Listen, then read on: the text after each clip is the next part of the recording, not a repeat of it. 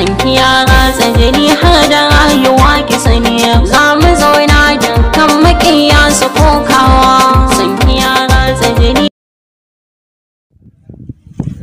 Me gida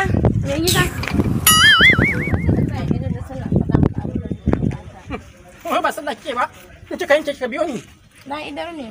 Hajara kina wasa da addini na rantse da Allah zaki shiga wutar baki wasa ba kin gane ko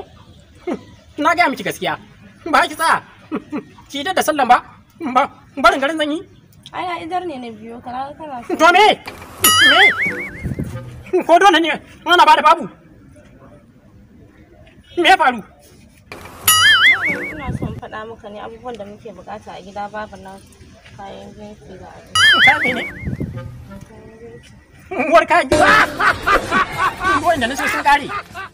sai bakin ki su zo ki rika dafa masa abinci ba mai gida jiya kai ma fa ka kawo bakin ka duk su suka cinye sauran abincin fa baki mutum ku shine baki gwangwani nawa ka dafa kusan loka ɗaya na dafa ƙarya ne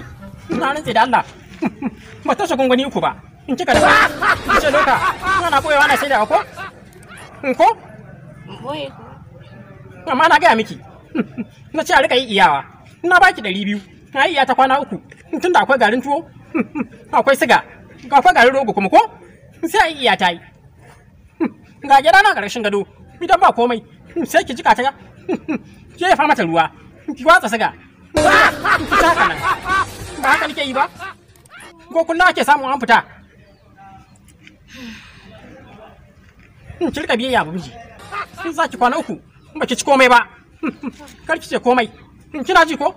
naji za ki koma ko kuwa shegiya Somebody know what I know.